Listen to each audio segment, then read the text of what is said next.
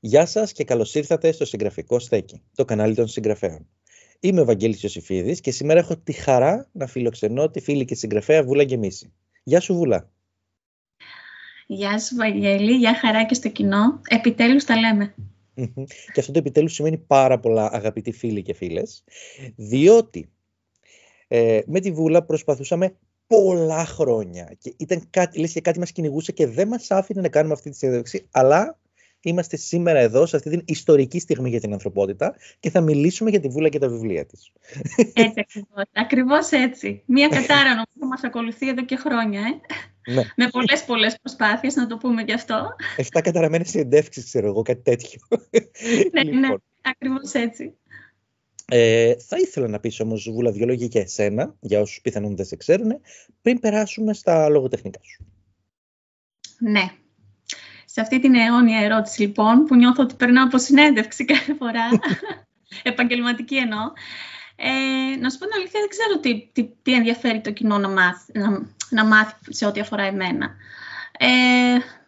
Θα πω μόνο ότι σπούδασα ηλεκτρονικούς υπολογιστές, μάρκετινγκ και διοίκηση επιχειρήσεων. Εργάστηκα πάνω στον τομέα αυτό. Είχα αρκετά χρόνια υπεύθυνα πόστα. Εργάστηκα και στο κομμάτι των πωλήσεων, πολύ ενεργά, για αρκετά χρόνια. Και παράλληλα με τις σπουδές και τη δουλειά μου, δούλευα και σαν μοντέλο 7 χρόνια ενεργά, εδώ στην Κρήτη κυρίως. Τα είχα κάπως συνδυάσει έτσι. Τα τελευταία χρόνια είχα ένα διαφημιστικό γραφείο, για 3 χρόνια τουλάχιστον. Μετά έπρεπε να μετακομίσω, οπότε ήρθα εδώ που μένω τώρα στη Σιτία. Και τώρα η βασική μου δουλειά είναι ότι έχω ένα e-shop με ρούχα. Και πριν πολλά χρόνια, το 2019, παράλληλα με τις εκδόσεις μου, είχα φτιάξει και το πρώτο μου e-shop με τα βιβλία. Τέλεια. Πρώτα απ' όλα, ακούστηκε λίγο περίεργα το τόσο μακρινό 2019, αλλά το δέχομαι. Ναι, για μένα είναι πολύ μακρινό, γιατί πέρασα και πολλά μεταβατικά στάδια από τότε, οπότε μου φαίνεται όντως πολύ μακρινό. Ίσως γι' αυτό να φάνηκε έτσι. Και στα προσωπικά, αλλά και γενικά ο κόσμος πέρασε 2 δεκαετίες αυτά τα 4 χρόνια, 5. Ναι, γιατί μεσολάβησε και η καραντίνα, πήγανε πολλά πράγματα πίσω και επαγγελματικά και νομίζω ότι λίγο πολύ έχουμε όλη την ίδια αίσθηση σε αυτό. Ναι. Βέβαια, τώρα να σχολιάσω και λίγο αυτά που ανέφερες. Ήδη φαίνεται ότι στα γύρω-γύρω του βιβλίου, σε αυτά που βασανίζουν τους περισσότερους συγγραφείς, έχεις μια καλή εμπειρία. Δηλαδή, δεν είναι λίγο πράγμα να έχεις σπουδάσει τις πωλήσεις, να έχεις κάνει δικό σου e-shop κτλ. Δεν είναι λίγο. Οι περισσότεροι εκεί χωλένουν, έτσι, όχι στο γράψιμο. Δεν ξέρω πώς θα αντιμετωπίζεις αυτό στην προσωπική σου δουλειά, με τα βιβλία σου. Τι έχεις δει γενικά από τη δική σου πορεία ή σε σύγκριση με άλλους ανερχόμενους συγγραφείς κτλ. Τι έχεις δει σε αυτόν τον τομέα? Κοίταξε, να σου πω την αλήθεια, πιστεύω ότι όντως, επειδή ασχολήθηκα πολύ γρήγορα με πολλά παρακλάδια της συγγραφής, θεωρώ ότι έχω αποκτήσει έτσι μια μικρή εμπειρία και έχω μια πιο ολοκληρωμένη άποψη. Σίγουρα όμως τα επόμενα χρόνια θα έχω ακόμα περισσότερα να μοιραστώ πάνω στο κομμάτι αυτό. Το καταλαβαίνεις άλλωστε, γιατί με το που ξεκίνησα να γράφω, ουσιαστικά ξεκίνησα στην πλατφόρμα του Wattpad, ανέβαζα κάποιες ιστορίες δωρεάν, για όσους δεν γνωρίζουν. Σχεδόν αμέσως πέρασα σε έκδοση με εκδοτικούς. Δηλαδή παράλληλα σχεδόν είχα εκδώσει 2 βιβλία μου σε 2 διαφορετικές εκδοτικές, με διαφορετικό φάσμα αγορά στόχου, γιατί ήταν και 2 διαφορετικές κατηγορίες βιβλίων. Παράλληλα όμως έφτιαξα και το e-shop μου. Εκεί έφτιαξα κάποια βιβλία ίδιο έκδοσης, όπως μου έμαθε και ο αγαπημένος Αλέξανδρος Σίτσιος, να τον αναφέρουμε. Βεβαίως. Το άλλο το πρόσωπο πίσω από το στέκι. Ναι, βέβαια. Ο Αλέξανδρος μου έκανε ένα πολύ μεγάλο διαχωρισμό στο κομμάτι της αυτοέκδοσης, γιατί εγώ όταν ξεκίνησα να φτιάχνω τα δικά μου βιβλία μέσω του e-shop, νόμιζα ότι έκανα αυτοέκδοση. Εκείνος μου ξεκαθάρισε ότι λέγονται ίδιο έκδοσης στην αγγλική, κυρίως στην ξένη αγορά. Οπότε κατάλαβα και τη διαφορά κάπου στην πορεία. Κατάλαβα ακριβώς τι εννοούσε, γιατί εγώ είχα καταπιάσει, έφτιαχνα βιβλία από την αρχή μέχρι το τέλος.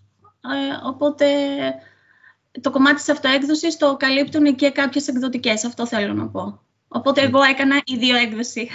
Ναι.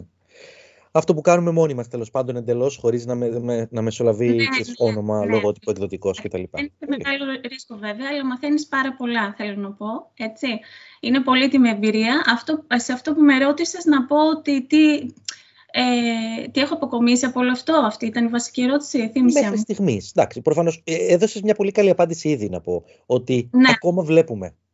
Ναι, ακόμα βλέπουμε, απλά θέλω να πω ότι αυτό που πιθανόν δεν γνωρίζουν οι νέοι συγγραφείς είναι ότι όταν θα φτιάξει ένα βιβλίο θα πρέπει να το παραδώσει στην εκδοτική, να περάσει από τα στάδια αξιολόγησης, να βγει στην αγορά και ότι τελειώνει εκεί το όλο θέμα. Νομίζω ότι εκεί ξεκινάει το όλο θέμα. Γιατί αφορά το κομμάτι του marketing, στο οποίο χωλένουν οι περισσότερες εκδοτικές από τη δική μου εμπειρία. Και επειδή έχω σπουδάσει και marketing και έχω ασχοληθεί με αυτό το κομμάτι ενεργά, θεωρώ ότι εκεί είναι το μεγάλο ουσιαστικά κενό και του συγγραφέα και στο κομμάτι των εκδοτικών, να το πω έτσι. Ξέρεις πώς το βλέπω, ότι οι περισσότεροι γεμίζουν ενέργεια και προσμονή όταν είναι να εκδώσουν. Λένε θα εκδώσω, σε 20 μέρες θα εκδοθώ, έρχεται αποκάλυψη εξωφύλου, βγήκε μάμου. Και μετά αυτό ξεφουσκώνει πολύ απότομα μετά τον πρώτο μήνα. Περιμένουν ότι θα γίνουν best sellers τον πρώτο μήνα και επειδή δεν γίνονται, ξαφνικά μετά η απουσία ή παράπονο. Δεν ξέρω, δεν βλέπω αντίστοιχα. Κοίταξε, Βαγγέλη, εγώ να σου πω την αλήθεια, επειδή το βλέπω και με πολλούς πρωτοεμφανιζόμενους συγγραφείς, γιατί και εγώ πρωτοεμφανιζόμενη θεωρούμε, έτσι. Είχα και ένα συγγραφικό κενό από τη δραστηριότητά μου γύρω στα 2,5 χρόνια μετά τη γέννηση του γιού μου. Οπότε θέλω να σου πω ότι είναι και ανθρώπινο, έτσι. Αν έχεις δημιουργήσει κάτι δικό σου, σκέψου το και εσύ, σαν Βαγγέλης, γιατί και εσύ γράφεις στην πρώτη σου έκδοση. Τα συναισθήματα είναι πολύ έντονα, θέλεις να πιάσεις το βιβλίο στα χέρια, έχεις προσμονή, περιμένεις όντως ότι θα είναι το επόμενο best seller. Δεν πας πολύ συνειδητοποιημένος μέσα στο χώρο αυτό. Στη δική μου περίπτωση όλο αυτό ήταν τελείως διαφορετικό, θέλω να σου πω. Δεν είχα καμία κάψα, έτσι, να σου το πω έτσι λαϊκά, στο ότι θα πάρω το βιβλίο μου σε έντυπη μορφή. Με ενδιαφέρει περισσότερο το εμπορικό κομμάτι και το στήσιμο όλο αυτό από πίσω, επιχειρηματικά, γιατί τότε έστεινα και το e-shop μου, οπότε ήθελα να δω πώς όλα τα λειτουργικά όσον αφορά το εμπορικό κομμάτι και τα πρακτικά, τα τεχνικά. Εκείνη την περίοδο είχα διαθέσιμα βιβλία, οπότε αντί να φτιάχνω βραχιολάκια στο σπίτι μου, να το πω έτσι απλά, να φτιάξω ένα e-shop, είναι το μεράκι μου έτσι κι αλλιώς συγγραφή, τα αγαπώ πάρα πολύ, καταπιάστηκα με αυτό και έτσι έδωσα όλη μου τη βαρύτητα στο e-shop για να μπορέσω να μάθω πιο πολύ το επιχειρηματικό κομμάτι. Mm-hmm. Δεν θέλω όμως να ξεφουσκώσω το κομμάτι συγγραφής, γιατί είναι ένα πολύ ευαίσθητο κομμάτι για μένα και το αγαπώ πάρα πολύ. Απλά το βρήκα σαν κίνητρο να ασχοληθώ λίγο με το ηλεκτρονικό εμπόριο, να το πω έτσι. Και πολύ καλά έκανες, για μένα αυτά πάνε μαζί. Αλλά μιας και μιλήσαμε για το εμπόριο, για την ηλεκτρονική μορφή του, για το marketing κτλ. Πάμε λίγο και στο κομμάτι που μας ενδιαφέρει αμιγώς εδώ πέρα, την συγγραφή, τη δική σου. Να μας πεις δύο λόγια για το πώς ξεκίνησες να γράφεις, ποια ήταν η αφορμή σου κτλ. Να πάμε στα παλιά. Τα πολύ παλιά θα σου πω. Γιατί ξεκίνησα να γράφω, κοίταξε τώρα πόσο κλισέ και γραφικό θα ακουστεί τώρα αυτό, αλλά είναι η αλήθεια μου. Ξεκίνησα να γράφω, γι' αυτό σου λέω ότι είναι και πιο ευαίσθητο κομμάτι. Ξεκίνησα λοιπόν να γράφω από πάρα πολύ μικρή. Κρατούσα ημερολόγιο από 10 χρονών, θυμάμαι. Τώρα θα μου πεις, ναι, πολύ κλισέ, πας και γράφεις τι κάνεις κάθε μέρα. Θέλω να σου πω όχι. Ακόμα και τώρα που πιάνω τα ημερολόγια μου και διαβάζω, βλέπω μέσα ένα ώριμο παιδί στον τρόπο σκέψης, το οποίο βέβαια έχει εξελιχθεί, δεν το συζητώ. Απλά σαν πυρήνας είχα μια ωριμότητα σαν παιδί, ήμουν αρκετά συνειδητοποιημένη στο τι στόχους είχα στη ζωή μου. Έγραφα πάρα πολλά χρόνια και εκεί γύρω στα 16, κρυφά από όλους φυσικά, γύρω στα 16 ο πατέρας μου έπεσε στα χέρια του πατέρα μου ένα διήγημα, ξαφνιάστηκε, με αγκάλια συγκινημένος, προσπάθησε να με βοηθήσει να περάσω στην έκδοση, εγώ ντρεπόμουν πάρα πολύ, πίστευε πάρα πολύ σε μένα και θέλω να σου πω ότι οδηγήθηκα και στη συγγραφή κάπως υποσυνείδητα, γιατί ο πατέρας μου έγραφε πάντα στίχους και ποίηση, ήταν και πολύ καλός πάνω σε αυτό. Δεν είχε ασχοληθεί επαγγελματικά, όμως όπως εμένα τώρα είναι το μεράκι μου να γράφω ιστορίες, Εκείνος είχε μεράκι και όπου καθόμασταν σε παρέες και αυτά σκάρωνε στιχάκια. Μου ήταν πολύ οικία σαν εικόνα, δηλαδή μου ήταν πολύ οικείο το να κάθεται κάποιος να γράφει. Ναι. Έτσι κάπως ξεκίνησε το έναυσμα και πριν περίπου 15 χρόνια που όταν έχασε τον πατέρα μου δεν ξανασχολήθηκα, δεν ξανάγραψα τίποτα για πάρα πολλά χρόνια, για 15 χρόνια σχεδόν. Ναι, στην ουσία μια πολύ καλή αρχή, μια πολύ μεγάλη στήριξη, ξέρεις, από τα αγαπημένα πρόσωπα είναι εκ των όνου κάνευ, θα έλεγα. Δηλαδή, το καταλαβαίνω γιατί και οι γονείς μου μπορεί να μην έγραψαν ποτέ τίποτα, αλλά διαβάζουν φανατικά. Και είναι πολύ σημαντικό για αφορμή. Και καταλαβαίνω και το συναισθηματικό δέσιμο που υπάρχει. Ακριβώς, γι' αυτό σου είπα ότι είναι πολύ πιο ευαίσθητο το κομμάτι της συγγραφής όσον αφορά εμένα. Και γι' αυτό δεν θέλω να μου το αγγίζουν, εννοώ να το υποβαθμίζουν, όχι τη γραφή μου, όχι το κομμάτι της συγγραφής γενικά. Δεν θέλω κάποιος να ακούω σχόλια που να υποβαθμίζουν το κομμάτι αυτό, γιατί είμαι πολύ συναισθηματικά δεμένη. Επίσης, να σου πω ότι εκείνο τον καιρό που έπεσε στα χέρια το οδήγημα του πατέρα μου και αφού εγώ ντρεπόμουν πάρα πολύ και του λέγα ότι όχι, δεν θέλω να δημοσιοποιήσω πουθενά, το σεβάστηκε, απλά με έβαλε στη διαδικασία και μου είπε κάποια στιγμή να το δω σοβαρά, να του το υποσχέθηκα λοιπόν. Και όταν ένιωσα έτοιμη, μετά από, σου λέω, 15 χρόνια σχεδόν, αφού είχε φύγει από τη ζωή, με μία άλλη αφορμή, το βρήκα σαν συναισθηματικό καταφύγιο και άρχισα να ασχολούμαι, θυμήθηκα την υπόσχεση του πατέρα μου, λέω ας δοκιμάσω να δημοσιοποιήσω κάτι και το ένα έφερε το άλλο μετά, κάπως έτσι. Πάρα πολύ ωραία. Και το καταλαβαίνω πρώτα απ' όλα και το προσωπικό σου δέσιμο με την έννοια της συγγραφής. Και χάρη σε αυτό. Δηλαδή, είναι και μία σχέση με αυτό το αγαπημένο πρόσωπο. Δεν είναι κάτι λίγο. Και γενικά, επειδή υπάρχουν πολλοί κακοπροαίρετοι στον χώρο, είναι πολύ εύκολο να προσπαθήσουν να σε ρίξουν το βάθρο σου. Εντάξει, αυτό που έχω να πω εγώ από το βάθρο, το όποιο βάθρο, έτσι, δεν το εννοώ αλαζονικά σαφώς, αλλά με την έννοια ότι ξέρεις κάτι, έγραψα κάτι, αγάπησα κάτι, πέτυχα κάτι. Δεν είναι λίγο. Το ζήτημα ποιο είναι ότι, αν μπορώ να σου πω εγώ κάτι, σε αυτό το σημείο είναι ότι κανείς πραγματικά δεν μπορεί να σε ρίξει από το βάθρο σου. Κανείς ποτέ. Δηλαδή τη δουλειά σου εσύ την ξέρεις. Κανείς άλλος. Αλλά τέλος πάντων δεν είμαστε εδώ για να φιλοσοφώ. Είμαστε εδώ να μιλάμε για τα βιβλία σου. Όχι, το κομμάτι της φιλοσοφίας σε μένα τουλάχιστον υπάρχει στη ζωή μου. Οπότε όποτε θέλεις μπορούμε να κάνουμε μια άλλη εκπομπή, ένα άλλο επεισόδιο που να κάτσουμε μόνο να φιλοσοφούμε. Είμαι πολύ καλή σε αυτό. Ωραία. Θα χρειαστεί και κρασάκι βέβαια και τα λοιπά, αλλά δεν ξέρω αν. Βέβαια, εννοείται. Να φέρουμε και άλλους στην παρέα. Το κρατάμε αυτό σαν ιδέα. Γιατί όχι. Για την ώρα, πάμε να δούμε τα βιβλία σου. Θέλω να πάρουμε λίγο μια χρονολογική σειρά από ό,τι ξεκίνησες. Ωραία. Δείξτε το αν το έχεις εκεί μπροστά σου να μας μιλήσει γι' αυτό. Έχω τα έντυπα βιβλία μου. Σου είπα πριν ότι δημοσιοποίησα στο Wattpad τις πρώτες μου ιστορίες. Σχεδόν πολύ γρήγορα ερχόταν η μία ιστορία μετά την άλλη. Κάποια ήταν και πολυσέλιδα βιβλία. Οδηγήθηκα εκεί το 2018 σε αυτή την πλατφόρμα γιατί τότε περνούσα ένα μεταβατικό στάδιο. Είχα παραιτηθεί συνειδητά από τη δουλειά μου, από μια δουλειά που αγαπούσα πάρα πολύ και είχα δώσει πάρα πολλά. Και τότε ήταν που θυμήθηκα την υπόσχεση του πατέρα μου σε μια ψυχολογική ρήξη θα πω. Και οδηγήθηκα λοιπόν έγραψα μάλλον, δημιούργησα αυτό εδώ το βιβλίο. Τέλεια. Λίγο σεξ ακόμα παρακαλώ. Ναι, είναι το λίγο σεξ ακόμα παρακαλώ. Είναι μια χιουμοριστική ιστορία, αισθηματική κωμωδία θα την έλεγα εγώ. Εμπνεύστηκα λοιπόν αυτή την ηρωίδα που είναι άκρως κωμική, στα δικά μου μάτια τουλάχιστον, γιατί ήθελα να νιώσω λίγο καλά. Αυτό ήταν όλο. Ναι, πάρα πολύ ωραία. Στην ουσία δηλαδή μιλάμε εκεί. Περνούσα καλά μαζί της όσο την έγραφα και κάπως έτσι κάλυψα και το συναισθηματικό μου κενό της κακής ψυχολογίας εκείνο το διάστημα.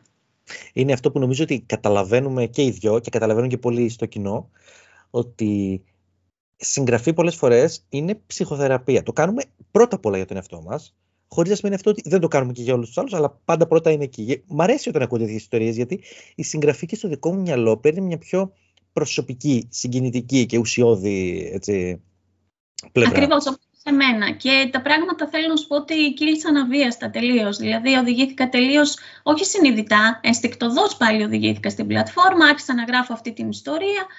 Πολύ γρήγορα πέρασε στην έντυπη μορφή Και κάπως έτσι, δηλαδή παράλληλα έγραφα και άλλες ιστορίες σε διαφορετικές κατηγορίες, γιατί πάνω απ' όλα είμαι ένας άνθρωπος που μου αρέσει να πειραματίζομαι.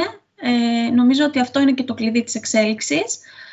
Και γενικά έχω έτσι το μικρόβιο να ασχολούμαι, να καταπιάνομαι με διαφορετικά πράγματα. Ακόμα και αν δεν τα καταφέρνω, δηλαδή μου αρέσει να παίρνω το ρίσκο και να μαθαίνω. Αυτό δηλαδή μου έχει δείξει η πορεία της ζωής μου μέχρι τώρα, σε πολλά. Νομίζω ότι δεν μπορείς να γίνεις συγγραφέας, να ολοκληρώσεις το βιβλίο, να το εκδώσεις, να το δείξεις στον κόσμο, να το διαφημίσεις, άμα δεν τολμάς. Δηλαδή, δεν γίνεται αλλιώς. Ειδικά και ένα βιβλίο με τόσο ευαίσθητο θέμα, γιατί νομίζω ότι το σεξ είναι ταμπού ακόμα, δηλαδή παρά είναι συντηρητική η κοινωνία γενικά. Ή μπορεί να πάει να το αγοράσουμε, γιατί κάνω και στον πάγκο, ας πούμε, πωλήσεις και τέτοια, και έρχονται λίγο διστακτικά, λες, και σου λένε, ξέρω εγώ, δηλαδή, πιο εύκολα θα αγοράσω βιβλίο που λέει για ανθρωποκτονία. Ότι αυτό το βιβλίο, αυτό εδώ, αγαπήθηκε πολύ και από άντρες. Εγώ το περίμενα ότι αυτοί θα νομίζουν μέσα ότι γράφω, κάνω αναφορά, ας πούμε, σε σεξουαλικά θέματα. Η αλήθεια όμως είναι ότι αυτή εδώ πέρα η ηρωίδα, αν θέλεις λίγο να πιάσουμε την ιστορία της, αυτή εδώ, γιατί θα σου πω και για το συγκεκριμένο βιβλίο λίγο μετά, αυτή εδώ η ηρωίδα έχει πάρα πολλές σεξουαλικές και ερωτικές ανασφάλειες. Βρίσκει λοιπόν τον έρωτα της ζωής της και δεν έχει καμία σχέση το βιβλίο. Μέσα δεν κάνει καμία αναφορά σε όλα αυτά τα αισθησιακά. Ίσα-ίσα είναι το αντίθετο. Προσεγγίζει το κομμάτι αυτό με έναν πολύ κωμικό δικό της τρόπο. Έχει δεύτερες σκέψεις, κάνει συνέχεια γκάφες πάνω στα ερωτικά γιατί προσπαθεί να διεκδικήσει τον έρωτα της ζωής της. Είναι λίγο αστεία η ιστορία αυτή. Δηλαδή έχει πάρα πολλές κοριτσίστικες ανασφάλειες, κάτι που το περίμενα φυσικά, αλλά όχι σε αυτό το βαθμό. Ταυτίστηκαν πάρα πολλά κορίτσια μαζί της. Ακριβώς γιατί έχει αυτές τις κοριτσίστικες ανασφάλειες της εξωτερικής της εμφάνισης, το ερωτικό κομμάτι, δεν έχει την εμπειρία.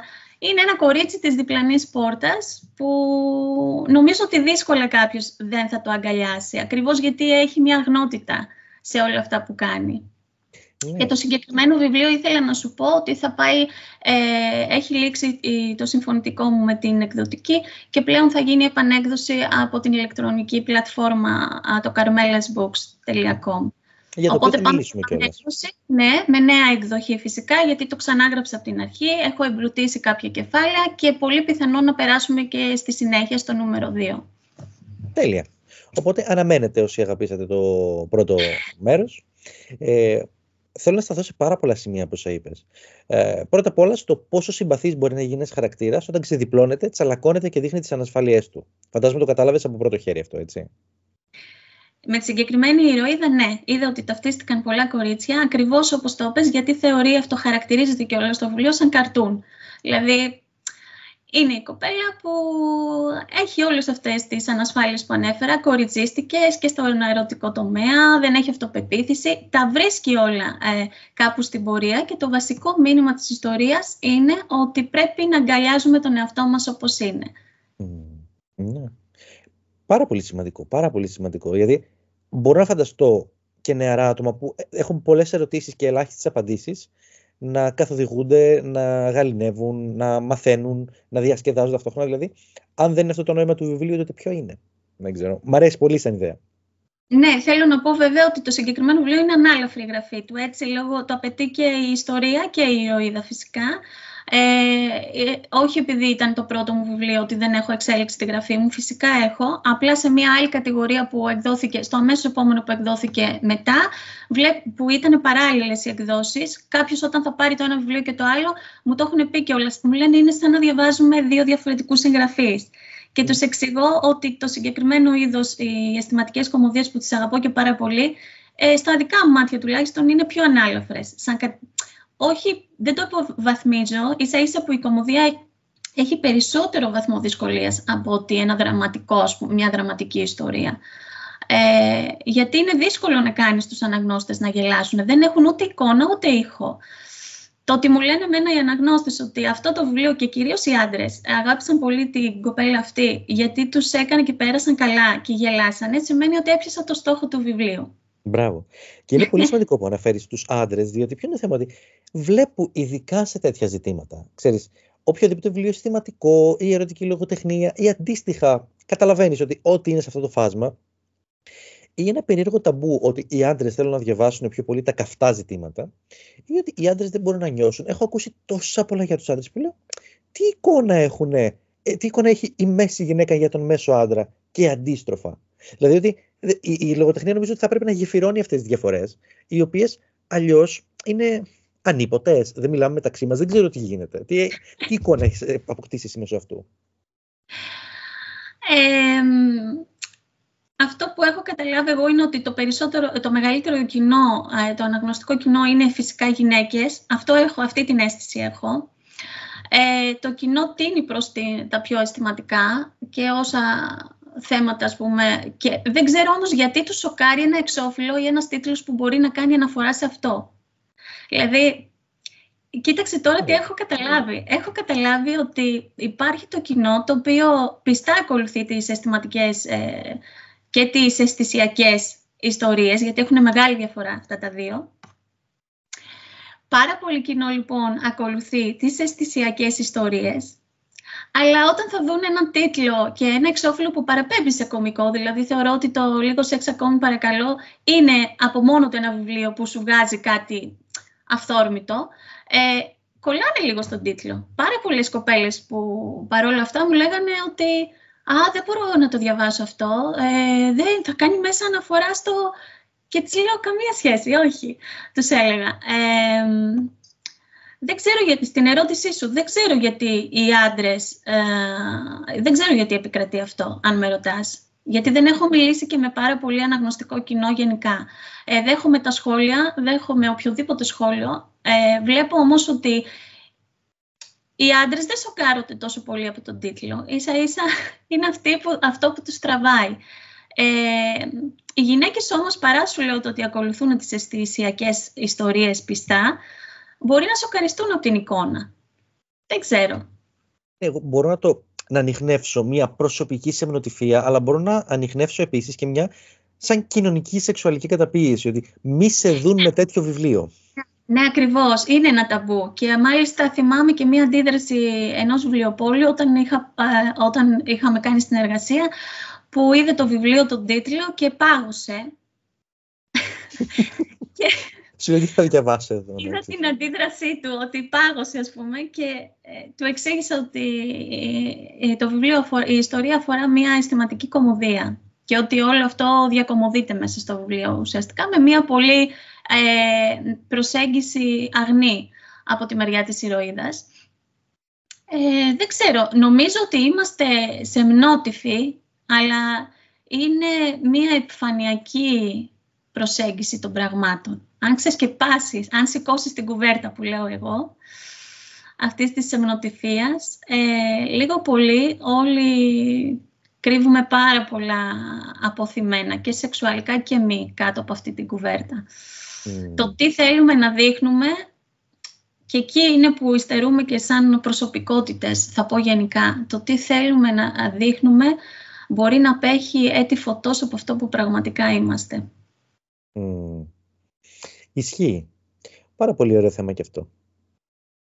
Τροφή για σκέψη τουλάχιστον. Θα πάω έτσι φιλοσοφικά, θα το πάω. Ναι, αυτό δεν το γλιτώνουμε τελικά. Θα ήθελα να μιλήσω όμως και για το άλλο βιβλίο, για την παράλληλη έκδοση που έγινε πριν πάμε παρακάτω. Ναι, σχεδόν αμέσως πήγε σε έκδοση αυτή εδώ η ιστορία μου. Είναι το μυστικό ενός αγγέλου. Εκδόση Πηγή από ό,τι βλέπω. Και είπες ότι τα εξέδωσες μαζί, περίπου μαζί. Ναι, σχεδόν παράλληλα. Με το που βγήκε η αισθηματική κωμωδία, λίγο αργότερα, με πολύ μικρή διαφορά, βγήκε και αυτό. Το έκανα συνειδητά σαν κίνηση, αν θέλεις να με ρωτήσεις. Γιατί σου είπα ότι κοιτάζω και τα παρακλάδια της επιχειρηματικότητας και η συγγραφή ήταν και ένας χώρος ο οποίος, να σου πω την αλήθεια, δεν τον ήξερα, ήταν τελείως άγνωστος για μένα. Οπότε κινήθηκα σχετικά γρήγορα, γιατί ήθελα και γρήγορη πληροφόρηση πάνω σε όλο αυτό. Πολύ ωραία. Ναι, θέλω να σε ρωτήσω, πρώτα απ' όλα, τι πιστεύεις ότι πήγε καλά με τη διπλή έκδοση και τι μπορεί να πήγε στραβά? Γιατί δεν ξέρω αν όντως εντοπίσεις κάτι, αλλά μπορεί να έχεις υποψίες Τα καλά και τα κακά. Να μιλήσεις γύρω από αυτό, άμα θέλεις λίγο. Ναι.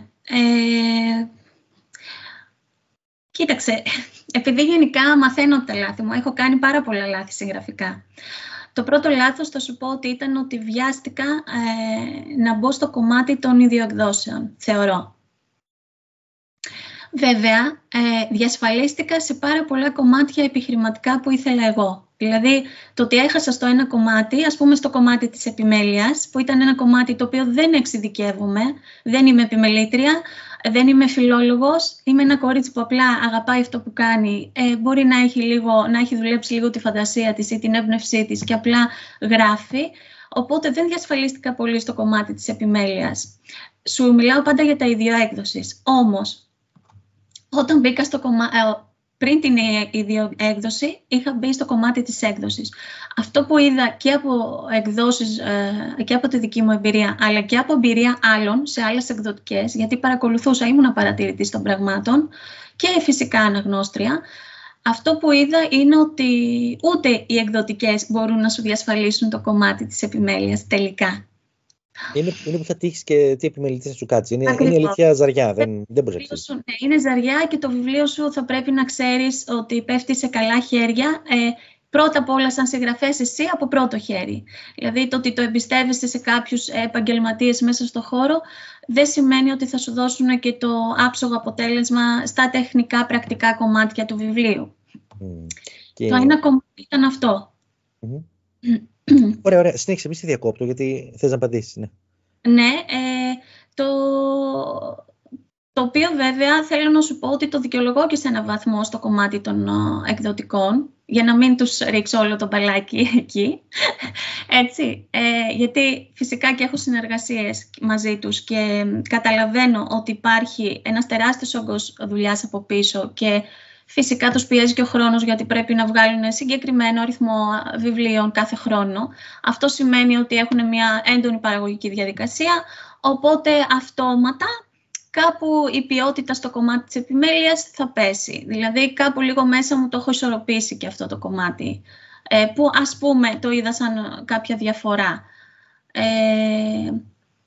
Τώρα στο δικό μου το κομμάτι της ιδιοέκδοσης, αυτό που κάνω πλέον είναι να προσπαθώ να διαφυλάξω το κομμάτι της επιμέλειας. Γι' αυτό και ξαναπιάνω όλες τις ιστορίες μου και τις ξαναγράφω από την αρχή με εμπειριομάδα πλέον από πίσω, άτομα τα οποία μπορεί να έχω κατασταλάξει ότι τέλος πάντων υπάρχει και το πρώτο και βασικό, υπάρχει συνεννόηση, το πρώτο και βασικό. Οπότε, ναι, πλέον διασφαλίζομαι και εγώ όσο μπορώ στο κομμάτι αυτό της επιμέλειας. Αυτό ήταν μια βασική διαφορά που είδα και μεταξύ των δύο εκδοτικών οίκων, αλλά και στο κομμάτι της ιδιοέκδοσης το δικό μου. Τι άλλο καλό έφερε αυτό? Θα σου πω πώς το είχα σκεφτεί τότε. Είχα σκεφτεί ότι θα απευθυνθώ σε δύο εκδοτικές, επειδή είναι δύο διαφορετικά βιβλία σαν κατηγορίες, οπότε αφορούσαν διαφορετικό κοινό. Έτσι συνεργάστηκα με μια εκδοτική με λίγο πιο μικρό, με λίγο πιο μικρό κοινό, γιατί ήταν και αυτή τότε στο ξεκίνημά της. Και πήγα και στην επόμενη εκδοτική, για να μην αναφέρω τώρα ονόματα, η οποία είχε μια πορεία ήδη στο χώρο και είχε ήδη ένα κοινό δικό της. Το πήγα και λίγο στρατηγικά, για να δω πώς θα κινηθεί όλο αυτό. Και σαφώς ανοίγεις έτσι το πεδίο του αναγνωστικού σου κοινού. Δηλαδή, άλλο κοινό θα σε εντοπίσει από τη μία εκδοτική, άλλο κοινό θα σε εντοπίσει από την άλλη και το κοινό αναδιαστήματα, αν του αρέσει η γραφή σου, μπορεί να σε ψάξει, να σε βρει και να δει ότι έχεις κάνει και άλλα πράγματα, ας πούμε, πάνω στη συγγραφή. Αυτό ήταν το καλό κομμάτι. Ωραία. Εντάξει, για το κακό κομμάτι μπορεί να υποθούν και άλλα πράγματα τα οποία δεν τα ξέρουμε, μπορεί να τα υποθέτουμε, μπορεί να μην είναι και πραγματικά. Απαραίτητα το κακό κομμάτι δεν είναι και κακό. Δηλαδή σου μαθαίνει πράγματα, έτσι. Εγώ δεν βλέπω ότι υπάρχουν λάθη τα οποία, ας πούμε, είναι, τι να σου πω, τραγικά. Και το κομμάτι της επιμέλειας σε κάνει να είσαι λίγο πιο υποψιασμένος στην πορεία, λίγο πιο ψαγμένος. Αρχίζεις λίγο και κάνεις την έρευνά σου και εσύ προσωπικά. Μαθαίνεις. Δηλαδή δεν σημαίνει το ότι αυτό το κακό κομμάτι που ανέφερα είναι απαραίτητα κακό. Σαφώς. Είναι λιγότερο Αυτό. Ο αποφασιστικός άνθρωπος, ο άνθρωπος που έχει στόχο, λέει ή νικάω ή μαθαίνω. Δεν έχει, ξέρεις. Ναι. Σωστό. Με χαρακτηρίζει αυτό που λες. Τέλεια. Οπότε στο δίνω, το έχεις δικό σου τώρα πλέον. Λοιπόν, θέλω να πεις όμως και για το βιβλίο, για το μυστικό ενός αγγέλου. 2 λόγια έτσι ξεχωριστά, γιατί πίσω ότι δεν είναι τόσο ανάλαφρη ιστορία. Τι έχει, με τι καταπιάνεται. Λοιπόν, το μυστικό ενός αγγέλου είναι και η αγαπημένη μου ιστορία. Έχω ιδιαίτερη αδυναμία σε αυτό. Το λέω πάντα, με ρωτάνε και έχω γράψει και από τότε και άλλα βιβλία. Τα αγαπώ όλα μου τα βιβλία φυσικά, γιατί πιστεύω ότι μέσα στις ιστορίες μας όλοι οι συγγραφείς κατά κάποιο τρόπο γράφουμε τις αλήθειες μας, σε ό,τι κατηγορία βιβλίου και να είναι αυτό. Το μυστικό καταπιάνεται με μια ιστορία φαντασίας μυστηρίου, έχει πολλά μεταφυσικά στοιχεία μέσα. Και έχει πολλά ελληνικά στοιχεία μέσα, γιατί γίνεται αναφορά στα μετέωρα που έχω και ιδιαίτερη αδυναμία, γιατί κατάγομαι και από εκεί. Έχει αρκετά ελληνικά στοιχεία, κάτι νομίζω το οποίο ίσως να είναι και ο λόγος που αγαπώ πολύ αυτό το βιβλίο, δεν ξέρω. Κάνω αναφορές, ας πούμε, στα μοναστήρια εκεί. Είναι μια ιστορία η οποία ξεδιπλώνεται και αφηγηματικά έχει μέσα και στοιχεία από το Δεύτερο Παγκόσμιο Πόλεμο.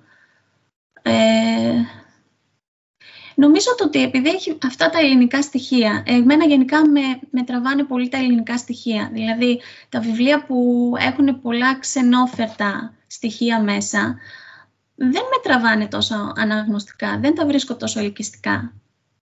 Όσο το να πιάσω ένα βιβλίο και να μάθω, ας πούμε, για εδώ που ζω. Να δω την άλλη αθέατη πλευρά των πραγμάτων που δεν την έχω ζήσει, που δεν έχω μπει στη διαδικασία να την εξερευνήσω. Ναι, τα βρίσκω πιο γοητευτικά τα στοιχεία αυτά. Γι' αυτό και μάλλον έχω δυναμία στο συγκεκριμένο βιβλίο και το έχω αφιερώσει και στον πατέρα μου, έτσι κι αλλιώς. Που από μόνο το αποκτάει άλλη αξία, έτσι. Ναι. Γιατί? Επειδή το έχω αφιερώσει, λέει, στον πατέρα μου. Ναι, βέβαια. Έχει μια συναισθηματική αξία, δεν είναι λίγο πράγμα. Η αλήθεια είναι ότι η συγκεκριμένη ιστορία ακριβώς έχει διαφορετική γραφή. Νομίζω ότι είναι και η γραφή που με χαρακτηρίζει έτσι κι αλλιώς και σε άλλα βιβλία μου μετά. Δηλαδή, ναι, νομίζω ότι η συγκεκριμένη ιστορία, με τη συγκεκριμένη ιστορία είμαι πάρα πολύ δεμένη συναισθηματικά για κάποιο λόγο. Και χαίρομαι, είναι ωραίο αυτό να δενόμαστε με τις ιστορίες μας. Πάντως, το ιδιαίτερο της συγκεκριμένης ιστορίας, αν πούμε ότι έχει ένα συγκριτικό πλεονέκτημα που το έχω σαν feedback από το κοινό, είναι το ότι έχει κινηματογραφική αφήγηση και το ότι έχω παντρέψει με απόλυτη ισορροπία το ρεαλιστικό κομμάτι, γιατί έχει και αρκετά ρεαλιστικά στοιχεία, με το μεταφυσικό. Δηλαδή ήταν κάτι σαν feedback το οποίο θέλω να ευχαριστήσω και το κοινό, γιατί μου το έδωσε πίσω.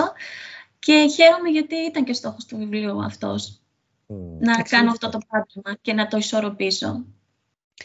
Εν τω μεταξύ, τώρα που είπες για ελληνικά στοιχεία και το πόσο σε ιντριγκάρει αυτό, πρόσφατα έκανα μια συζήτηση με φίλους που λέγαμε για παιδική λογοτεχνία, στην οποία πολλές φορές βοηθάει το να μιλάει για κάποια σημεία της Ελλάδας, που ίσως να μην γνωρίζουμε ή για μυστικά του κτλ. Και οι γονείς ξετρελαίνονται να αγοράζουν τέτοια βιβλία στα παιδιά τους για να διδάσκονται τα παιδιά. Το καταλαβαίνουμε για την παιδική λογοτεχνία και για την αγάπη των γονέων προς τη φιλομάθεια των παιδιών, αλλά βλέπω ότι δεν ξεφτίζει αυτό από αυτό που πραγματικά θέλει να μάθει, από αυτό που πραγματικά θέλει να εξερευνήσει. Ακόμα και ο ενήλικος ξαναβρίσκει αυτή την αγάπη, την περιέργεια, τη φιλομάθεια, την αγάπη για αυτά που ζει. Ξέρεις, γιατί, όπως είπες, αλλιώς να γράψεις για το Μανχάταν, αλλιώς να γράψεις για την Ελλάδα, όταν είσαι Έλληνας. Ναι.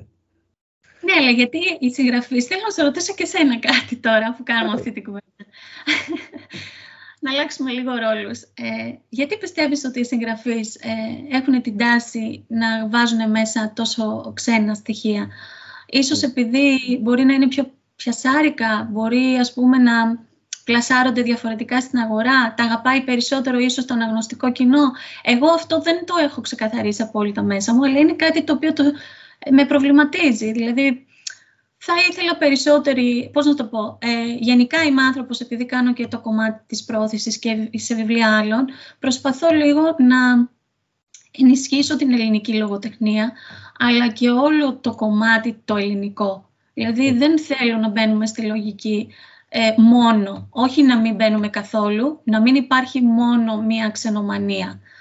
Δηλαδή, δεν ξέρω αν καταλαβαίνεις τι σου λέω. Καταλαβαίνω και έχω και απάντηση στο μυαλό μου γι' αυτό. Φαίνεται κάπως ρατσιστικό ή κάπως όλο αυτό, αλλά δεν ενισχύουμε πλέον πολύ την ελληνική εκδοχή. Γιατί συμβαίνει αυτό, πιστεύεις?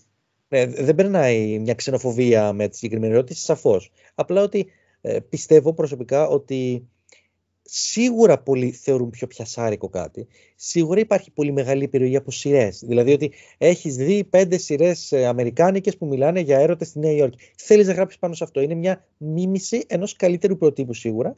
Πολλοί θέλουν να ξεφύγουν από το ελληνικό κομμάτι, διότι το θεωρούν απλό, πεζό, καθημερινό, ανέμπνευστο και ότι δεν βοηθάει. Ενώ στην πραγματικότητα πιστεύω ότι η δύναμη της συγγραφής είναι που φέρνει την ομορφιά. Δεν είναι ότι το τοπίο βοηθάει πολλές φορές, βοηθάει το σκηνικό, αλλά και στην Ελλάδα έχει πολύ ωραία σκηνικά. Αλίμονο σε ένα από τους πιο τουριστικούς προορισμούς να μην βρίσκεις πραγματικά δυνατά σκηνικά για οποιοδήποτε είδος ιστορίας. Θα μπορούσα να κάνω αναφορές ένα προς ένα είδος λογοτεχνίας που μπορείς να πας στην Ελλάδα. Αλλά σίγουρα είναι αυτό ότι θέλουν να ξεφύγουν πολύ. Θέλουν να πάνε σε αυτό που τους μαγεύει στο εξωτικό και πολλές φορές το κάνουν γιατί είναι πιασάρικο ή πιο πολυδιαφημισμένο, ας πούμε. Για μένα είναι ίσως και λάθος φιλοσοφία. Εγώ δεν είχα καταλήξει ακόμα σε κάποιο συμπέρασμα σε αυτό και μάλλον δεν θα καταλήξω και ποτέ. Αλλά βλέπω ότι υπάρχει αυτή η τάση και δεν με ενοχλεί σε βαθμό, ας πούμε, απλά με προβληματίζει. Και λέω γιατί τουλάχιστον οι συγγραφείς οι νέοι, που αυτούς παρακολουθώ περισσότερο, τους σύγχρονους συγγραφείς, γιατί οι πιο παλιοί κάνουν αναφορές σε όλα στα ελληνικά στοιχεία και γενικά στον ελληνικό πολιτισμό. Και γιατί να μην παραδειγματιστούμε από αυτούς, μόνο παίρνουμε στοιχεία ξένων, δηλαδή αναδεικνύουμε συνέχεια στοιχεία τα οποία ναι, είναι γοητευτικά, γιατί θα θέλαμε ιδανικά να πάμε ταξίδια στο Μαρόκο, ας πούμε, ή στην Κούβα. Ιδανικά θα θέλαμε να ταξιδέψουμε εκεί. Αλλά έχουμε πολύ ωραία ελληνικά στοιχεία, τα οποία πάνω σε αυτά έχει στηριχτεί ολόκληρος ο κόσμος. Δηλαδή, αυτό λίγο με προβληματίζει. Το ότι εμείς πρώτοι, ας πούμε, δεν μπαινεύουμε κάπου στο σπίτι μας, έτσι νιώθω. Από τη δική μου πλευρά τουλάχιστον, μου βγαίνει και αβίαστα να βάζω πολλά ελληνικά στοιχεία μέσα. Ακόμα και τα πιο σκοτεινά ελληνικά στοιχεία, που μπορεί να είναι ένας παρακμιακός δρόμος της Ομόνοιας, θέλω να σου πω. Μπράβο. Ακόμα και αυτά τα θέατα, τα σκοτεινά, έχουν λόγο ύπαρξης μέσα σε μια κοινωνία, οπότε θέλω και αυτά να τα αναδεικνύω μέσα από τις ιστορίες μου. Ναι, που σαφώς και το ζήτημα ότι πριν αναφέραμε το άλλο, τα λαμπερά κομμάτια, ότι η Ελλάδα ως τουριστικός προορισμός έχει πολύ ωραία. Αλλά το να μπορείς να μιλήσεις για την ασχήμια με όμορφο τρόπο ή για την παρακμή με έναν λογοτεχνικό τρόπο, έχει και αυτό την αξία του. Δηλαδή, και θέλει αυτό το θάρρος του, σαφώς, έτσι. Ναι. Ωραία. Μ' αρέσει η συζήτηση που κάνουμε μεταξύ. Θα ήθελα όμως να πάμε και στη συνέχεια του βιβλίου, να δούμε τι άλλο έχεις να μας πεις.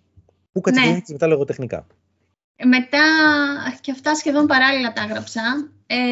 Έγραψα ένα κοινωνικό δράμα.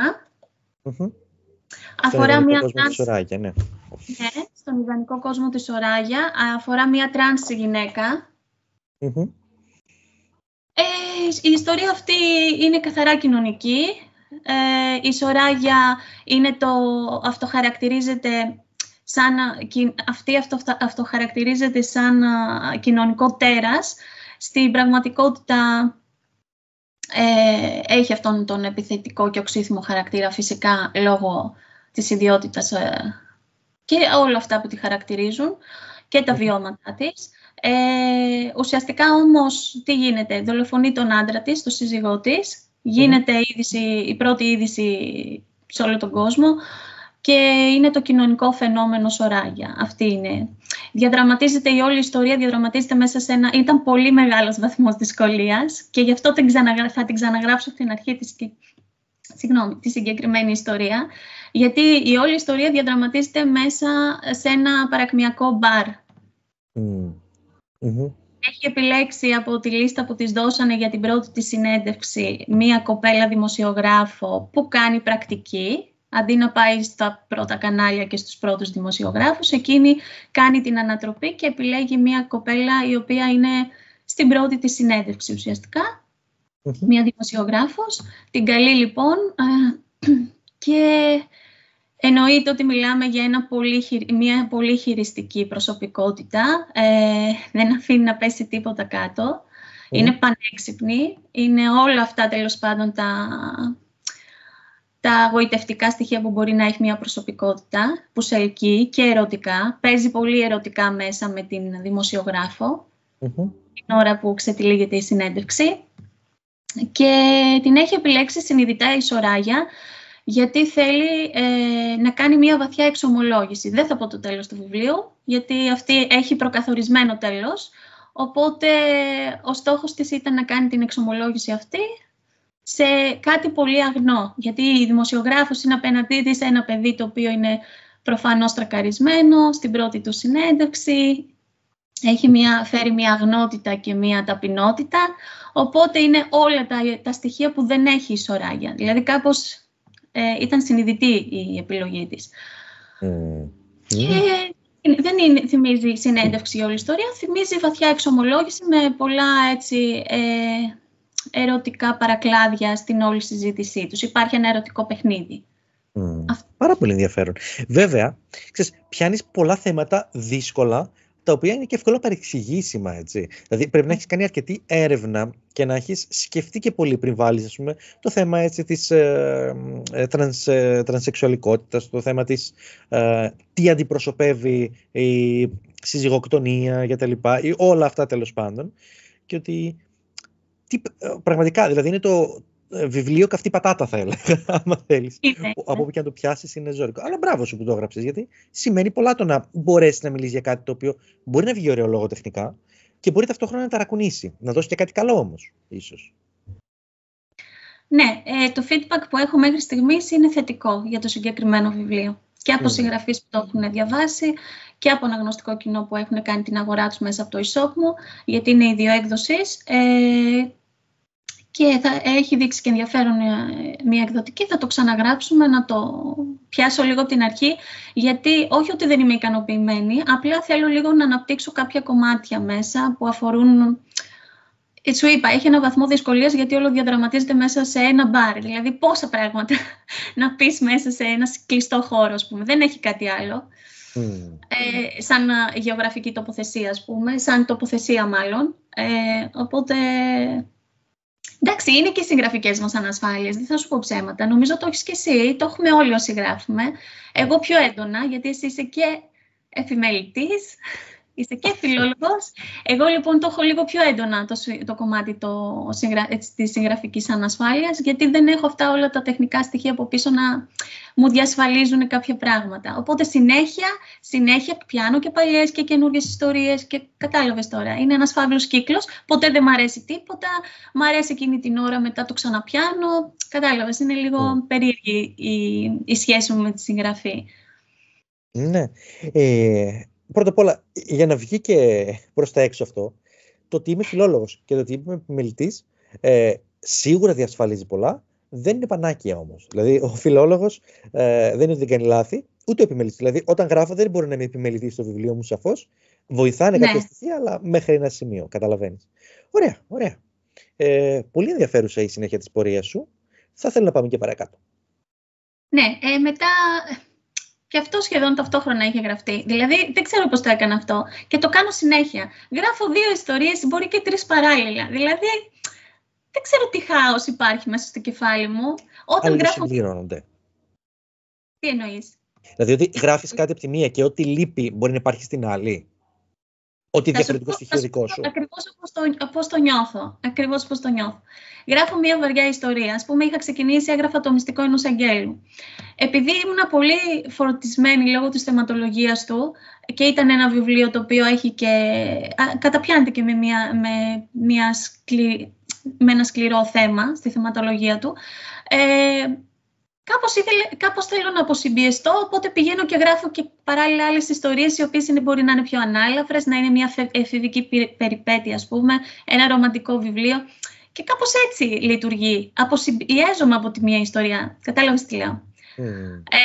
Πηγαίνω εκεί γιατί αποφορτίζομαι μάλλον από την ιστορία που είμαι ήδη την πιο βαριά. Δεν ξέρω πώς γίνεται. Συμβαίνει πάντως σε μένα τουλάχιστον. Και έτσι απόλυτα κατανοητός τρόπος σκέψης. Δεν το είχα σκεφτεί, αλλά μ' αρέσει. Δεν το κάνω συνειδητά. Μου βγαίνει αβίαστα. Δηλαδή δεν το σκέφτομαι πολύ. Ξεκινάω να γράφω μια βαριά ιστορία και αμέσως μετά, σχεδόν αμέσως, πιάνω μια πιο ελαφριά. Και κάπως έτσι μέσα μου ισορροπώ συναισθηματικά. Δεν ξέρω πώς συμβαίνει. Συμβαίνει όμως. Συμβαίνει. Πολύ ωραία. Μίλα μας για αυτήν λοιπόν. Λοιπόν, αμέσως μετά έγραψα το Διάβολο των Χριστουγέννων. Είναι αυτό. Κέντρα ένα λίγο. Ναι, το Διάβολο των Χριστουγέννων. Ναι, πολύ ωραία. Και αυτό είναι ένα βιβλίο ιδιοέκδοσης. Εδώ είναι ένα βιβλίο με πάρα πολύ σκληρή θεματολογία, γιατί γίνεται αναφορά σε μια δαιμονισμένη κοπέλα, η οποία δαιμονίζεται τη μέρα των Χριστουγέννων στο χριστουγεννιάτικο πάρτι, τέλος πάντων, που κάνει η σχολή της. Και ναι, είναι ένα ψυχολογικό θρίλερ, έτσι θα το χαρακτήριζα. Μπράβο. Γιατί είναι... δεν ξέρω τώρα αν θες να δώσεις θρησκευτικές, κοινωνικές, δεν ξέρω τι άλλες προεκτάσεις θες να δώσεις στο βιβλίο, τι θέλεις να πεις με αυτό. Αλλά είναι από μόνο του ένα θέμα πραγματικά βαρύ και αυτό. Δεν είναι απλό, σίγουρα. Ναι, είναι πολύ βαρύ και αυτό το βιβλίο θέλω να το ξαναπιάσω, να το ξαναγράψω, γιατί θέλω να το εμπλουτίσω με νέα κεφάλαια αυτό. Δηλαδή ήταν μια ανάγκη που μου βγήκε πριν 2 χρόνια περίπου. Είναι μια βαριά ιστορία, θέλει αρκετή έρευνα, δεν ξέρω κατά πόσο το ίντερνετ μας διασφαλίζει όμως πληροφοριακά. Δηλαδή πλέον έχω μπει στη διαδικασία για το συγκεκριμένο βιβλίο να αναζητήσω πιο ουσιαστικά πράγματα που αφορούν τη μαγεία και αυτά, γιατί εγώ δεν έχω καμία σχέση με αυτά, προφανώς. Κοίταξε, μέσα από τα βιβλία μου σχεδόν όλα, επειδή μου έκανες αναφορά στη θρησκεία, εγώ πιστεύω πάρα πολύ, γιατί με ρωτάνε κιόλας, επειδή γίνεται συχνή αναφορά στο Θεό και στη θρησκεία μέσα στα βιβλία μου, στο πιστεύω. Δεν είναι ότι γίνεται αναφορά στη θρησκεία, στον χριστιανισμό, είναι ότι πιστεύω πολύ στην αξία της πίστης. Μπράβο. Ό,τι έννοια μπορεί να έχει για τον καθένα αυτό. Ούτε εγώ είμαι καμία θρησκόληπτη, δηλαδή δεν μπορώ να δηλώσω ότι είμαι θρησκόληπτη. Έχω μια βαθιά μάλλον αξία της πίστης μέσα μου. Προφανώς πιστεύω σε κάτι ανώτερο. Δεν ξέρω αν αυτό χαρακτηρίζεται Θεός ή κάπως διαφορετικά. Έχω επιρροή από το κομμάτι αυτό και την πίστη που κουβαλάω σαν άνθρωπος και τις αξίες πάνω σε αυτά. Και προσπαθώ να τα μεταλαμπαδεύσω μέσα από τα βιβλία μου. Βέβαια, θα σου πω ότι κύριο γνώμονα στο κεφάλι μου κάθε φορά έχω ότι δεν πρέπει να θίξω την άλλη πλευρά. Δηλαδή, πρέπει λίγο να βρω συγγραφικά τις ισορροπίες, έτσι ώστε να μην δώσω έναυσμα σε αυτά που πιστεύω απόλυτα εγώ και στο να ρίξω, ας πούμε, το σατανισμό, πώς να σου πω. Δηλαδή κάπως προσπαθώ λίγο να τα ισορροπήσω όλα αυτά, γιατί αφορούν, πιστεύω, του καθενός, τα οποία είναι και ευαίσθητα προσωπικά δεδομένα και φυσικά δεν είμαι εδώ για να κουνήσω το δάχτυλο σε κανέναν πάνω στα πιστεύω του. Οπότε προσπαθώ να μπαίνω και στην άλλη πλευρά. Καταλαβαίνω. Ωραία, μ' αρέσει ο τρόπος που το προσεγγίζεις, είναι νηφάλιος, είναι φιλοσοφημένος και αυτό προϊονίζει ότι κάτι έχεις να δώσεις με αυτό. Κάτι έχεις να δώσεις. Ωραία. Οπότε κρατάμε το ένιγμα που έχεις αφήσει για αυτό το βιβλίο. Όποιος θέλει να το διαβάσει φυσικά θα μάθει και άλλα πράγματα. Φυσικά δεν μπορούν να υποθούν τώρα. Και πάμε τώρα ταξιδεύοντας προς το παρόν. Ωραία. Τι θες να μάθεις τώρα? Μετά από αυτά τα βιβλία, τι υπάρχει? Υπάρχει το συγγραφικό σου κενό? Υπάρχει κάποιο άλλο βιβλίο? Ναι. Φτάνουμε στο πιο πρόσφατο, πού είμαστε? Ναι, εδώ είμαστε και θα τα πούμε όλα. Λοιπόν, μετά από αυτά τα βιβλία έμεινα έγκυος, οπότε υπήρχε ένα μεγάλο συγγραφικό κενό, γύρω στα 2,5 χρόνια. Αφοσιώθηκα στο παιδί μου σαν νέα μανούλα και σαν μανούλα που έχει επιλέξει να το μεγαλώσει μόνη της, τελείως, εννοώ είναι ο σύζυγός μου φυσικά, αλλά εννοώ χωρίς βοήθεια, έξτρα βοήθεια, οπότε αφοσιώθηκα στο παιδί. Και τώρα είχα γράψει μια ιστορία πριν 5 χρόνια, η οποία ήταν να πάει προς έντυπη έκδοση Για κάποιο λόγο, μάλλον καρμικά έγινε. Η αλήθεια είναι ότι μέσα μου δεν ένιωθα ασφαλής με αυτή την έντυπη έκδοση που θα ερχόταν τότε. Ήθελα κατά κάποιο τρόπο να αποδεσμευτώ και μάλλον το σύμπαν με άκουσε, δεν ξέρω τι έγινε. Η εκδοτική σταμάτησε όλες τις εκδόσεις της που είχε δρομολογημένες τότε.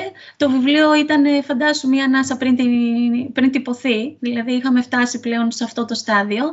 Και μία ανάσα πριν τυπωθεί, ένα πρωί μου λένε ότι δεν θα προχωρήσουμε γιατί αποφάσισε η εταιρεία, αλλάξανε διαχείριση τέλος πάντων και αποφάσισε να μην εκδώσει κανένα βιβλίο, όχι μόνο το δικό μου, δηλαδή να το ξεκαθαρίσω. Είχε γίνει πάταγος, δεν το θυμάμαι. Κατάλαβες τώρα πάνω σε τα ξέρω, ναι.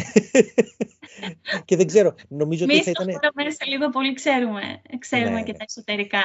Νομίζω ότι είναι χειρότερα οι άνθρωποι που πρόλαβαν να εκδώσουν και μετά ο εκδοτικός άλλαξε πορεία, διότι στην ουσία έμειναν ξεκρέμαστοι με ένα έργο που ήδη ήταν υπαρκτό και δεν ξέραν τι να κάνουμε τα συμβόλαια. Τουλάχιστον εσύ, όπως είπες, καρμικά, το σύμπαν συνομότησες, το να το έχεις δικό σου ελεύθερο. Ναι. Απελευθερώθηκα λοιπόν, αποδεσμεύτηκε το βιβλίο. Εγώ ήμουν πάρα πολύ χαρούμενη τότε, θυμάμαι. Μου λέγανε όλοι, μα είσαι καλά, είναι δυνατόν, που κάποιοι το περιμένανε και με ρωτούσανε. Η αλήθεια είναι όμως, Βαγγέλη, ότι δεν ξέρω, λόγω της φύσης μου, λόγω της εμπειρίας μου, έχω αναπτυγμένο επιχειρηματικό ένστικτο και έβλεπα από πολύ νωρίς ότι τα πράγματα δεν θα πάνε καλά στο κομμάτι της διαχείρισής τους. Και από κάποια δείγματα προφανώς. Ήταν μια δική μου εσωτερική γνώμη που την κρατούσα για τον εαυτό μου και τελικά επιβεβαιώθηκα στην πορεία.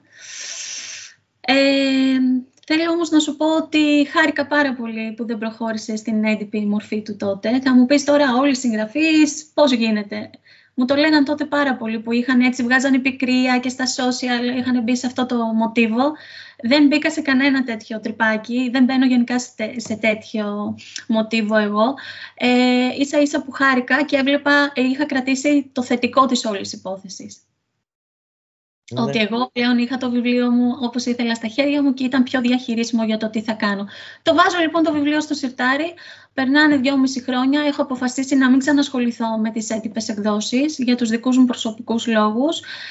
Είχα σκοπό και ξεκάθαρο μέσα μου ότι αυτό που θα κάνω είναι να αφοσιωθώ και να αφιερώσω όλη μου την ενέργεια στο κομμάτι της ιδιοέκδοσης, στο κομμάτι που έχω επενδύσει έτσι κι αλλιώς και συναισθηματικά αλλά και οικονομικά. Και κάπως έτσι ένα πρωί μου ήρθε μία πρόταση που την αξιολόγησα γιατί θεώρησα ότι ήταν κάτι πρωτοποριακό και θεωρώ ακόμα ότι είναι κάτι πρωτοποριακό για τα δεδομένα της Ελλάδας. Ήρθε η επαφή με το carmelasbooks.com που είναι μία ηλεκτρονική πλατφόρμα, είναι μία ηλεκτρονική εκδοτική, έχει τη φιλοσοφία του e-book, με μια πρωτοποριακή πινελιά στο να μπαίνουν οι αναγνώστες και να φτιάχνουν ηλεκτρονικές βιβλιοθήκες μέσα στην πλατφόρμα. Μου άρεσε σαν φιλοσοφία και σαν λογική και ήταν ο πρώτος λόγος ουσιαστικά που ήθελα αυτή τη συνεργασία, γιατί πιστεύω ότι η εξέλιξη του βιβλίου, το κομμάτι το έντυπο θα περάσει έτσι κι αλλιώς σε αργό θάνατο μακροπρόθεσμα. Θα γίνουν μάλλον τα έντυπα βιβλία λίγο πιο επιλεκτικά και πιο συλλεκτικά, να το πω έτσι. Όχι ότι δεν θα υπάρχουν καθόλου, αυτή είναι η άποψή μου. Απλά στην επόμενη δεκαετία, σου λέω τώρα, έτσι, πιστεύω ότι οι γενιές έτσι κι αλλιώς έχουν γαλουχηθεί στην ηλεκτρονική μορφή. Γαλουχίζονται μάλλον, γιατί είμαστε ακόμα σε πρώιμο στάδιο. Οπότε και επιχειρηματικά όπως το είδα, μου άρεσε σαν κίνηση, το στηρίζω όλο αυτό και ξεκίνησε αυτή η συνεργασία. Το βιβλίο μου λοιπόν «Σιωπηλές κραυγές» αγκαλιάστηκε από τον εκδοτικό. Θέλω να σου πω ότι είναι ένας εκδοτικός ο οποίος κάνει πολύ επιλεκτική δουλειά. Είναι ένα βιβλίο το οποίο το δικό μου ανήκει σε διαφορετική κατηγορία μέχρι στιγμής σε αυτά τα βιβλία που έχει παρουσιάσει η ηλεκτρονική πλατφόρμα. Το ξεκαθαρίζω και αυτό, γιατί το δικό μου αφορά καθαρά ένα κοινωνικό βιβλίο. Το «Σιωπηλές κραυγές» έχει κεντρική θεματολογία την κακοποίηση των γυναικών και των παιδιών. Και γι' αυτό το λόγο, μετά από κοινή μας απόφαση με την εκδοτική, ήρθαμε σε επαφή μέσω της Καρμέλας Κατσαμένη φυσικά με την με το Strong Me, το μη κερδοσκοπικό οργανισμό, το κίνημα, και την κυρία Σπασία Θεοφίλου που είναι ιδρύτρια. Διάβασε το βιβλίο, θεώρησε, γιατί το περάσαν από πολλά στάδια αξιολόγησης, σαφώς καταλαβαίνεις ότι αγγίζει ένα πολύ ευαίσθητο θέμα και θα μου πεις τώρα και επίκαιρο, αλλά την εποχή που το είχα γράψει δεν υπήρχε αυτή η έκταση της κακοποίησης. Δηλαδή θυμάμαι ότι το βιβλίο το ανέβαζα δωρεάν στην ηλεκτρονική πλατφόρμα του Wattpad τότε και δεν είχαν καν μπει όλα αυτά τα κινήματα στη μέση. Θέλω να σου πω, ήταν σαν να βλέπε λίγο πιο μπροστά το βιβλίο για την εποχή που είχε γραφτεί τότε. Και φυσικά θεωρήσαν ότι είναι ένα πολύ επίκαιρο θέμα, το οποίο μπορεί να γίνει μια ομαδική προσπάθεια και μια συνεργασία για να μπορέσουμε τέλος πάντων με τα έσοδα του βιβλίου να καλύψουμε το κομμάτι της πρόληψης και της καταπολέμησης της έμφυλης βίας, την προσπάθεια δηλαδή που κάνει το κίνημα απέναντι σε όλες αυτές τις ευπαθείς ομάδες. Γιατί είναι ευπαθείς ομάδες, αν κάτσεις και το καλοσκεφτείς δηλαδή, με τα στάδια που περνάνε και ψυχολογικά αλλά και σωματικά.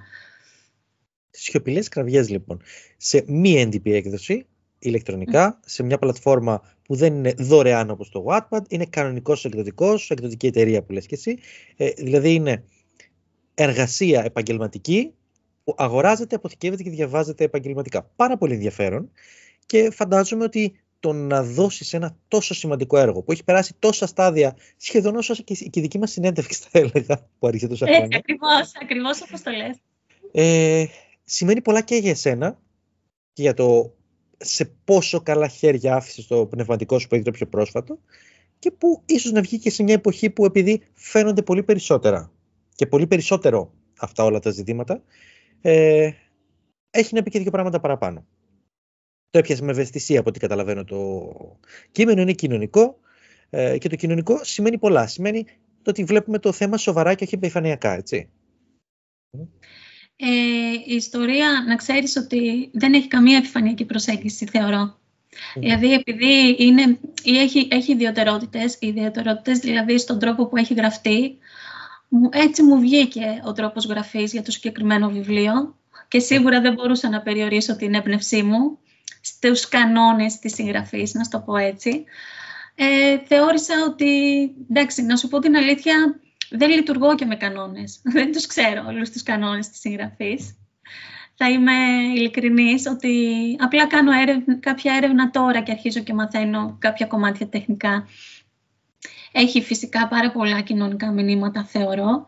Και κύριος στόχος μου είναι ο αναγνώστης που θα πιάσει αυτό το βιβλίο και θα στηρίξει αυτή την προσπάθεια φυσικά, γιατί όλα τα έσοδα θα πάνε, σου είπα, για το σκοπό αυτόν, τον ιερό σκοπό.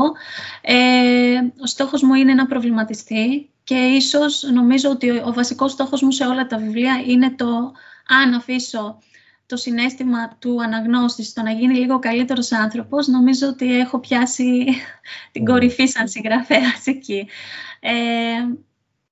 Αυτό, δικός μου προσωπικός στόχος μέσα από το βιβλίο αυτό είναι το βιβλίο αυτό και θα προσπαθήσω, γιατί ήδη σου λέω έχουμε κάνει μια διαφημιστική προσπάθεια, να γίνει η φωνή όλων των κακοποιημένων γυναικών. Μακάρι, με το καλό. Γιατί ακριβώς θα έχει διάρκεια μέσα στον χρόνο, θα είναι και μια προσπάθεια η οποία θα αυτοτροφοδοτείται συνεχόμενα. Δηλαδή δεν το κάναμε τώρα και σε 3 μήνες θα κατεβάσουμε τη συνεργασία μας με το Strong Me. Αυτό το βιβλίο αγκαλιάστηκε από το Strong Me και θα έχει συνέχεια, ας πούμε, στο να καλύπτει αυτά τα έξοδα που πρέπει να καλυφθούν για να βοηθήσουμε αυτές τις γυναίκες. Εξαιρετικά, εξαιρετικά. Εύχομαι τα καλύτερα και ως Βαγγέλης και ως συγγραφικός. Ευχαριστώ. Ωραία. Και πριν κλείσουμε, θα ήθελα να σου κάνω και μια τελευταία ερώτηση που νιώθω ότι είναι επιβεβλημένο να την κάνω, γιατί βλέπω ότι την αγαπάς τη συγγραφή. Πού θα σε οδηγήσει στο μέλλον, τι σχέδια έχεις για μετά στο γράψιμό σου? Σου λέω αυτό και κλείνω. Σε αφήνω να το επεξεργαστείς. Πού θα με οδηγήσει η συγγραφή στο μέλλον, αυτή ήταν η ερώτηση. Ή σκέφτεσαι να γράψεις και τα λοιπά. Ή αν έχεις κάτι άλλο. Ναι. Κοίταξε, βασικός στόχος μου αυτή τη στιγμή, το επόμενο μέσος βιβλίο είναι το Λίγο Σεξ ακόμη παρακαλώ, το οποίο θα βγει από την ηλεκτρονική πλατφόρμα carmelasbooks.com, γιατί θα έχουμε και μια συνεχόμενη μακροπρόθεσμη συνεργασία πλέον. Δηλαδή, είναι πολλά έργα μου πλέον εκεί, προς αξιολόγηση φυσικά. Και δικός μου μελλοντικός στόχος, αυτό που θέλω σαν Βούλα είναι, εγώ το λέω, δηλαδή είμαι από τους συγγραφείς που το λέω, ότι ευχαριστώ πολύ καταρχήν τον κόσμο που παίρνει τα βιβλία μου στις πρώτες μου γραφές. Εντάξει, αυτό είναι για σένα νομίζω, ότι εσύ Ναι. το βλέπεις έτσι. Για τον κόσμο είναι ένα βιβλίο. Δεν είναι... Ναι, είναι ένα βιβλίο. Εγώ το βλέπω έτσι, σωστά το λες. Στο μέλλον απλά αυτό που θέλω είναι να έχω μία σειρά από βιβλία τα οποία θα με αντιπροσωπεύουν 100% σαν δημιουργό. Δηλαδή θέλω να έχω μία σειρά βιβλίων την οποία να νιώθω καλά με αυτές τις ιστορίες. Και αυτό θα με κάνει περήφανη φυσικά. Δηλαδή το να ξέρω ότι αυτό που υπογράφω είναι τελικά αυτό που θέλω εγώ να δώσω. Και γιατί το λέω αυτό? Γιατί πολλοί δημιουργοί λειτουργούν διαφορετικά πλέον. Επειδή είμαστε στην εποχή που όλα γίνονται πολύ γρήγορα και αναζητάμε και το εύκολο χρήμα και την εύκολη δόξα, ξέρεις όλα αυτά, θεωρώ ότι πολλοί δημιουργοί πέφτουν στην παγίδα και ξεκινάνε με το τι θέλει το κοινό. Το right to market, ναι. Κατάλαβες τι λέω? Ναι, ότι δεν γράφω αυτό που θέλω να γράψω, γράφω αυτό που πιστεύω ότι το κοινό θέλει να διαβάσει. Άρα στην ουσία δεν είναι μια πραγματικά ιστορία βγαλμένη από τη δική μου ψυχή. Δεν είναι μια εσωτερική ανάγκη του συγγραφέα αυτό, δηλαδή του δημιουργού. Πάει λίγο με πιο εμπορική σκοπιά. Εγώ δεν θέλω να πέσω σε αυτή την παγίδα. Ακόμα και ένα είδος το οποίο μου είναι ξένο, όταν το πιάσω, θέλω να το πιάσω επειδή για μένα θα είναι συγγραφική πρόκληση και θέλω να μπω στο τρυπάκι αυτό, να μάθω πράγματα και όχι επειδή το κοινό είναι έξω και ζητάει όλο αυτό και θα του δώσω, ας πούμε, αυτό που ζητάει. Τώρα θα μου πεις, κακό δικό σου. Έτσι, κακό δικό σου. Μου το έχουν πει. Μου έχει πει εκδοτικός, γράψε αυτό, γιατί με αυτό θα γίνεις γνωστή. Λέω, όταν θα έχω την εσωτερική ανάγκη να το κάνω, να ξέρεις ότι θα το κάνω. Αλλά αυτή τη στιγμή δεν μπορώ να γράφω κατά παραγγελία. Δηλαδή... Εντάξει, καταλαβαίνει. Μιλάς με έναν άνθρωπο που γράφει φαντασίας, ξέροντας ότι η φαντασία δεν πουλάει όσο πουλάει κάτι άλλο. Δηλαδή, όλα τα υπόλοιπα που γράφω πουλάνε πολύ παραπάνω από τη φαντασία. Αλλά μου αρέσει η φαντασία. Ναι. Οπότε καταλαβαίνόμαστε. Και αυτό που θέλω σαν Βούλα και στο μέλλον, επειδή με ρωτάς, είναι να νιώθω ακόμα ότι είμαι ερασιτέχνης στη συγγραφή. Ότι το κάνεις δηλαδή με λίγα λόγια, από αγάπη. Γιατί ο ερασιτέχνης αυτό έχει να κάνει κιόλας. Υπηρετώ, είμαι εραστής της τέχνης.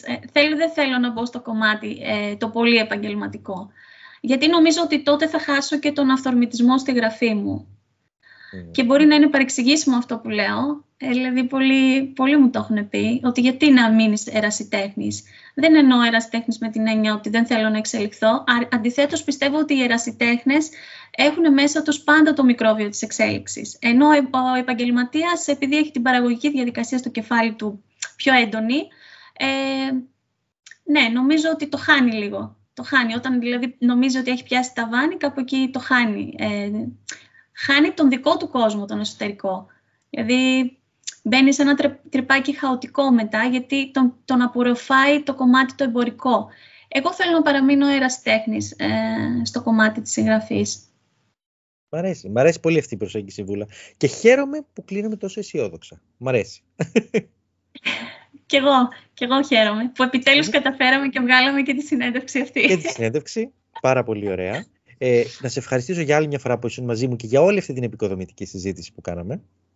Ευχαριστώ εγώ ευχαριστώ. Ήταν πολύ ωραίες οι ερωτήσεις σου, όπως πάντα, Βαγγέλη. Να είσαι καλά. Σας παρακολουθώ χρόνια εδώ στο κανάλι. Έχετε κάνει υπέροχη, αξιόλογη δουλειά και νομίζω ότι σε λίγα χρόνια θα είστε το πρώτο κανάλι, η πρώτη επιλογή όλων των συγγραφέων. Μακάρι. Προς το καλύτερο οδεύοντας, φυσικά. Κάνετε σπουδαίο έργο πάντως. Με τιμάνε τα λόγια σας, κυρία Βούλα. Νομίζω δεν είναι μόνο δικά μου και δεν σε πενεύω. Είμαι σίγουρη ότι το κοινό θα συμφωνήσει μαζί μου σε αυτό. Να είσαι καλά. Οπότε, για το κοινό μας, μιας και αναφέρθηκε, θα βρείτε τα πάντα σχετικά με τα βιβλία της Βούλας και με τα νέα βιβλία στην πλατφόρμα Carmelas Books στην περιγραφή του βίντεο. Ευχαριστούμε πάρα πολύ που ήσασταν μαζί μας σε αυτή τη συνέντευξη. Μέχρι την επόμενη φορά να είστε όλοι καλά. Γεια σας.